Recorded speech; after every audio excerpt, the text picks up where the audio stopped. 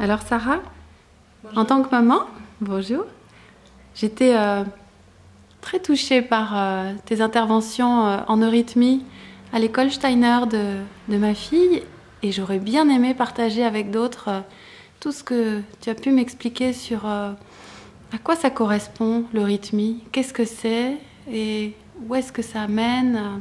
Est-ce que tu peux m'expliquer un petit peu? Oui, avec bonheur. Alors, en fait, l'eurythmie a été créée au début du XXe siècle.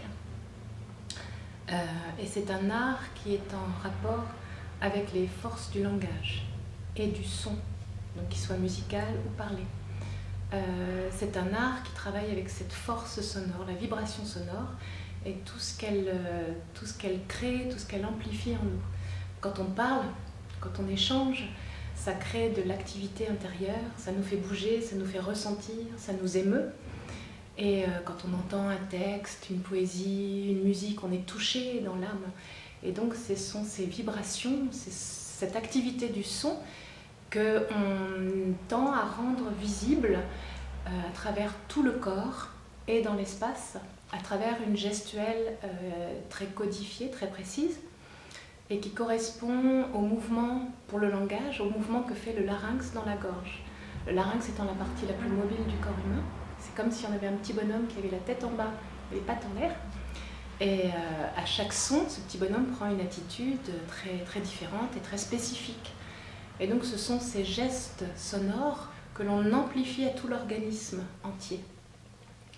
Et donc c'est très codifié. Pour la musique, c'est pareil. On travaille avec la mesure, le tempo, le mode, le rythme. Et on eurythmise des symphonies, des concertos. On rend visible comment la musique bouge, évolue. Et pour l'eurythmie de la parole, c'est pareil. On va eurythmiser des textes épiques, des poésies, des textes humoristiques, des contes sur scène, pour l'eurythmie de la scène. Et pour l'eurythmie pédagogique, il s'agit pour les petits-enfants, en fait, de travailler à la fois sur le rapport à soi, à son corps, à son être ressentant et vivant, et en même temps de relier l'enfant justement dans cette perception de soi au monde qui l'entoure et aux autres. Alors concrètement, comment ça se passe? Pour les petits-enfants du jardin d'enfants, donc de 2 ans, je travaille avec les petits de 2 ans à peu près à 6 ans, 6 ans et demi.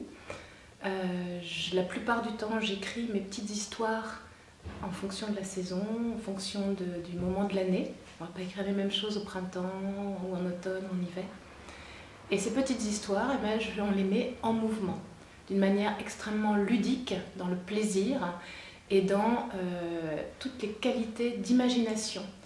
C'est-à-dire que par exemple, si dans mon histoire il y a un gros loup, les enfants vont pouvoir, ils sont dans l'imitation à cet âge-là, donc ils vont aller dans l'imitation du geste que je vais induire pour le loup, avec le loup comme ça qui fait un peu peur. Mais en même temps, mon loup à moi ne va pas être le leur. C'est-à-dire qu'un enfant un petit peu introverti, un petit peu dans l'hésitation à aller vers les autres, va avoir besoin intérieurement d'imaginer son loup presque comme un gros chaton ronronnant. Inversement, un enfant peut-être qui est dans une force comme ça d'expression et de caractère va avoir besoin d'un loup un peu plus téméraire avec des grandes dents, des grandes oreilles et va se l'imaginer à la mesure de ce dont il a besoin. Donc avec les histoires mises en mouvement, eh ben, on part, on crée des espaces dans la pièce, dans la salle, on part à l'aventure, on part avec Mathurin et Mathurine, les fermiers qu'on a d'abord habillés, le grand chapeau de Mathurin, le foulard de Mathurine, le grand tablier de Mathurin, la robe de Mathurine, les bottes de Mathurin, les jolies bottes bleues de Mathurine. Et on va partir comme ça à l'aventure, on va aller avec Mathurine dans le poulailler, on va faire le geste du bras qui donne les petits grains, on va devenir tout petit poussin, on va devenir gros dindon glougloutant, on va devenir petite poule gloussante avec les petites fesses qui bougent. On va aller à travers le geste ressentir qu'est-ce que c'est qu'une poule, qu'est-ce que c'est qu'un petit poussin, qu'est-ce que c'est que le chat qui marche doucement pour essayer de venir attraper un petit poussin. On va devenir plein de choses et on va ressentir qu'à l'intérieur de soi, on a tellement de possibles. C'est-à-dire qu'effectivement, Moi qui ai tendance en tant que petit enfant à être peut-être très sanguin et aller dans tous les sens, eh ben, je vais sentir que je peux être concentrée et à l'affût et aux aguets, plein à l'intérieur de moi, comme un chat aux aguets tapi dans le noir et qui est prêt à sauter sur la petite souris.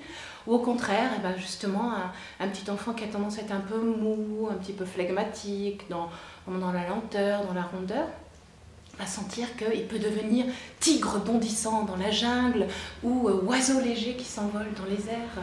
Voilà, l'enfant va se lier comme ça à toute sa palette de mouvements et il va l'explorer d'une manière extrêmement ludique, imaginative et ressentante.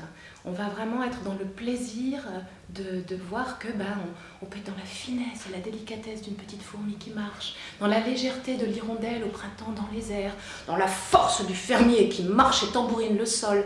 On va être tout ce qu'on peut vouloir et tout ce qu'on peut explorer. Et on va travailler aussi beaucoup avec les rythmes, parce que je suis un être de rythme. Nous, humains, nous sommes des êtres de rythme. Jour, nuit, activité, sommeil, hiver où tout est endormi à l'intérieur, été où tout explose. Alors on est des êtres de rythme, la respiration. Et on travaille beaucoup avec cet aspect-là en eurythmie. Donc on va l'explorer aussi de différentes manières, à la fois dans les marches, dans les tempos de l'histoire. À un moment, ça va être très fort et très intense. À un moment, on va reposer tout ça, on va être dans le calme, on va faire une petite soupe avec Mathurine, on va la déguster. Voilà, on va être à la fois dans des choses en hauteur, on va être tout en bas, on va être devant, on va être derrière, à droite, à gauche. Et je reviens dans mon centre et je sens que tout ça, je l'ai en moi comme une grande unité avec tous ces espaces. Et tous ces espaces intérieurs, eh bien je les ressens, je les explore aussi à l'extérieur, parce que mon espace intérieur se projette à l'extérieur. Et mon espace individuel fonctionne avec l'espace des autres. Je suis une entité à part entière, je suis un être à part entière, avec toute ma vie, ma richesse, et en même temps, eh bien, mon voisin de gauche, mon voisin de droite, tous ensemble on est là, et on forme une ronde, et on forme un espace qui peut respirer, se rétrécir, et s'ouvrir, et hop, on part dans une ronde, une lemniscate qui se forme, et on se perd de vue, et on se retrouve, et on revient ensemble, et une petite spirale qui se referme, et qui se rouvre. Voilà, on peut fonctionner tous ensemble, donc c'est un art aussi qui fait beaucoup de bien socialement. De socialisation. Voilà, oui. Donc ça structure vraiment la perception de soi à l'intérieur, tous les espaces, comment est-ce que j'habite ma petite maison intérieure, ma grande maison intérieure. Et comment est-ce que cet espace-là, eh bien, je vais une fois qu'il est bien structuré à l'intérieur, il me permet d'aller dans le monde avec beaucoup d'assurance, beaucoup de joie, beaucoup de plaisir, quoi. Je sais que j'ai une palette d'une richesse infinie en moi, des outils divers, colorés, riches, ressentants, vivants.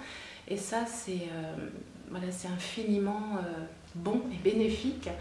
Et ça donne une confiance à l'enfant pour partir à l'aventure après dans le monde, quoi. Je ne suis pas rétrécie, je ne suis pas tout petit en moi, tout peureux, mais je respire, je prends confiance, quoi. J'ai ma tête dans les étoiles, avec mes bras, avec ma parole, avec mon regard, je ressens, je fonctionne avec les autres. Et avec mes membres, je crée, je construis, je peux faire des choses.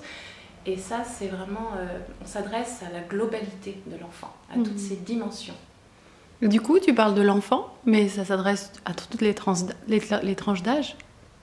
Oui, bien sûr. Alors, on ne fait pas du tout la même chose suivant les âges. Ne serait-ce que déjà, à partir du jardin d'enfants, il y a une grande différence entre ce que je fais avec les tout petits bouts de choux de 2 ans, 2-3 ans. C'est beaucoup plus doux, c'est beaucoup plus... On va être très vite assis avec eux, parce que ne serait-ce que créer l'espace du cercle, de la ronde, pour un groupe de 10, 12, 15 enfants, c'est déjà énorme. Quand on arrive à créer un beau manteau, une belle enveloppe, et est-ce que la ronde se tienne, on est heureux. Et c'est des séquences plus courtes aussi, avec les tout petits. Avec les petits de cet âge-là, ça dure maximum un quart d'heure. Et je peux vous assurer qu'à la fin d'un quart d'heure de travail intense comme ça, parce que ça brasse, on travaille avec les courants de vie, avec l'énergie, avec l'envie, etc. Et c'est au bout d'un quart d'heure, les petits sont vraiment dans le bâillement et on sent qu'ils sont pleins. Il y a une plénitude, il y a quelque chose qui a été nourri et comblé.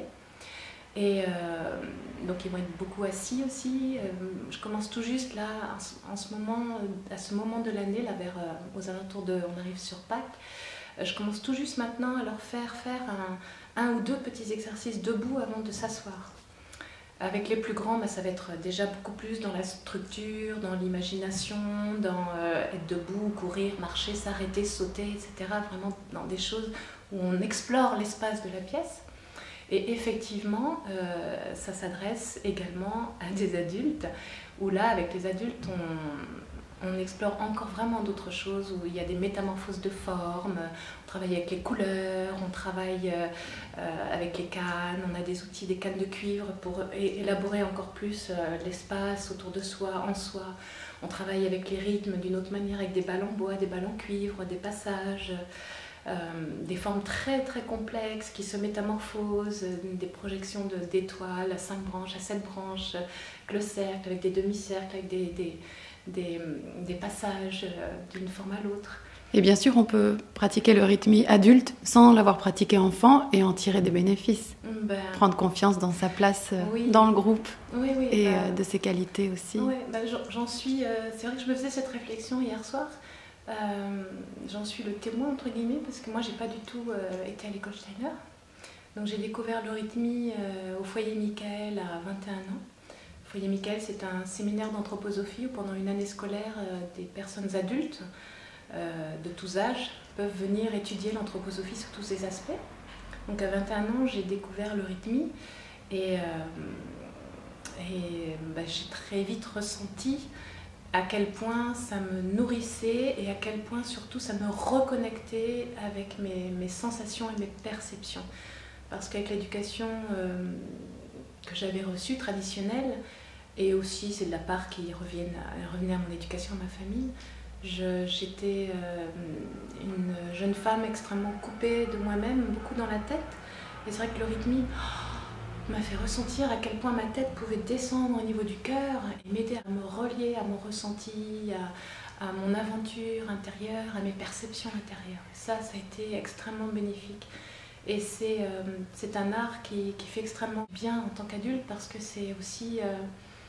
c'est très fluidifiant, ça rend souple à l'intérieur de soi. On ressent la façon dont on peut fonctionner comme ça, dont on peut faire descendre ses perceptions, ses réflexions dans un ressenti et aligner le tout et que ce soit en accord avec ce que j'ai besoin de faire dans ma vie. Pour moi, ça a été extrêmement guérissant.